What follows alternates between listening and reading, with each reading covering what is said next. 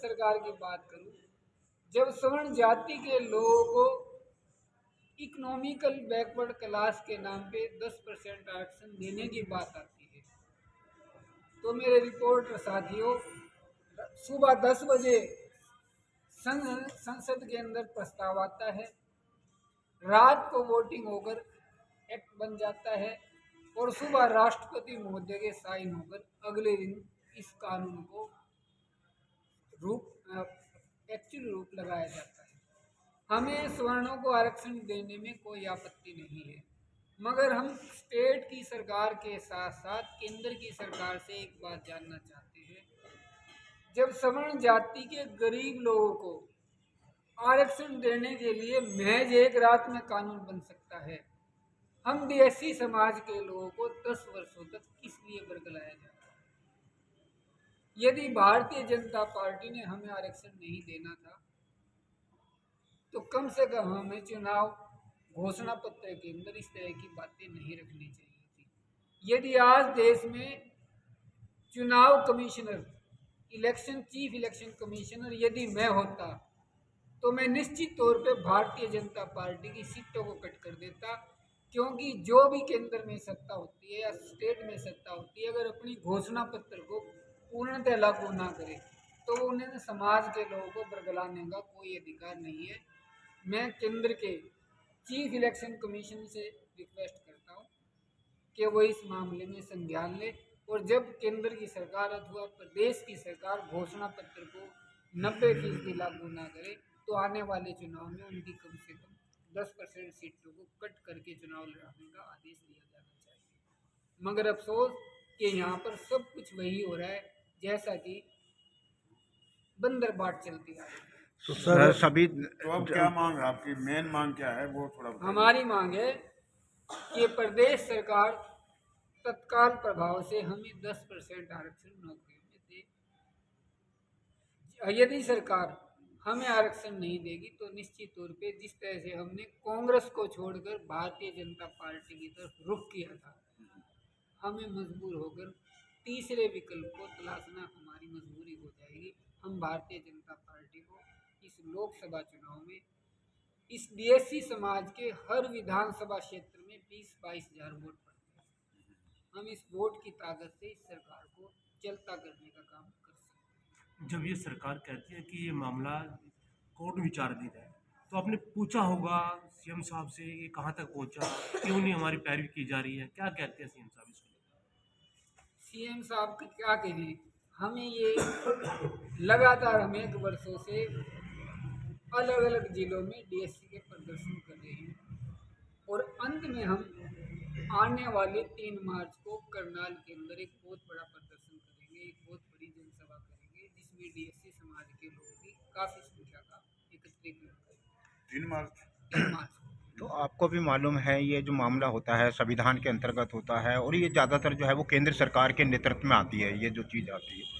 तो आपको पता है कि 2 बार जब ये चुनाव जीत चुके हैं, और जब 2 बार चुनाव के बावजूद भी आप उनका पक्ष ले रहे हैं, तो क्या आपको नहीं लगता है कि ये सारी कमियां आपकी हैं? जी नहीं, ऐसा नहीं है हमारी कमी। हम लोगों ने समय समय पर सरकार को चेताते रहे हैं।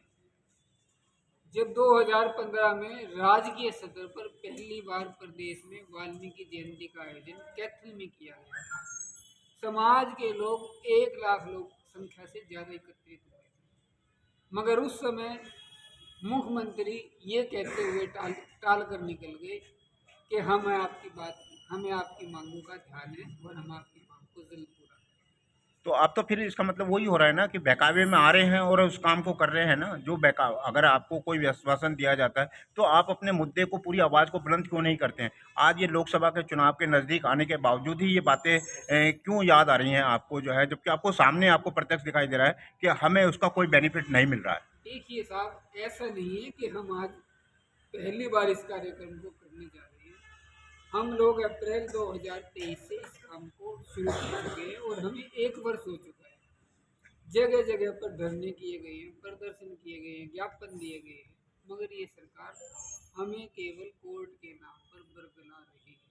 मुख्यमंत्री जी कहते हैं कि आपका मामला विचाराधीन है, मैंने मुख्यमंत्री जी से खुद कहा था कि जब हमारा मामला सर्वोच्च न्यायालय में विचाराधीन है, आपने इसको घोषणा पत्र में कैसे शामिल कर दिया? आपको हमारे वोटों के साथ छल करना था, आपने हमारे वोट चाहिए।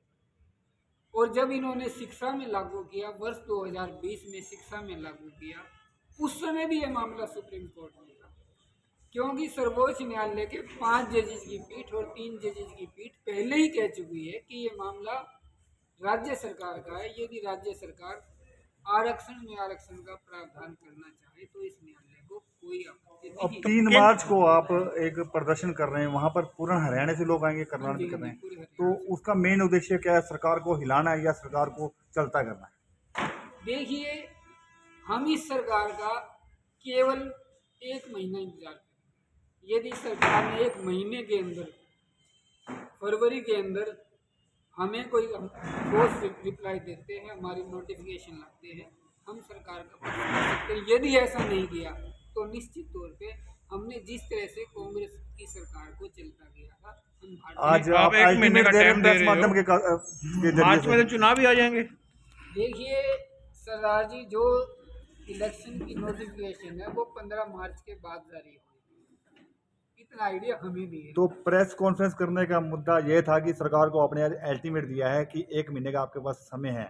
बिल्कुल सही है आपकी आपका मुद्दा हम यही है। सरकार को बिल्कुल साफ शब्दों में चेतावनी दे रहे हैं, या तो सरकार 1 महीने के अंदर अंदर हमारी नोटिफिकेशन जारी करे, और यदि सरकार हमारी नोटिफिकेशन जारी नहीं करती है तो निश्चित तौर पे हम सरकार- मुख्यमंत्री ने अभी जातिगत जनगणना से मना कर दिया कि हम जातिगत जनगणना हरियाणा में जरूरत नहीं है, ऐसा क्यों?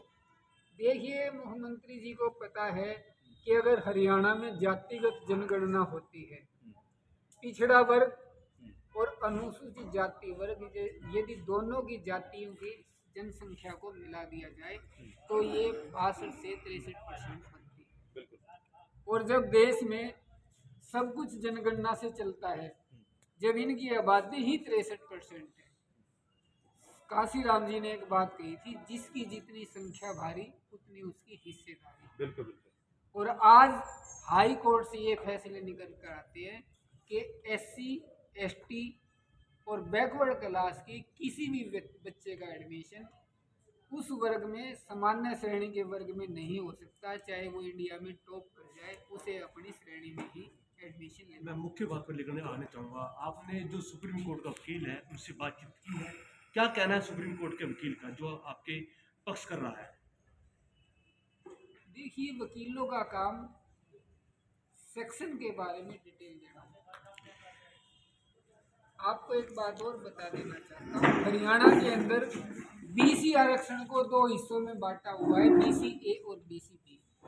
मैं यही तो आपके माध्यम से सरकार से को बताना चाहता हूँ कि जब हरियाणा में BC-A और BC-B को विभाजित किया जा सकता है तो SC-A और SC-B को क्यों विभाजित नहीं किया?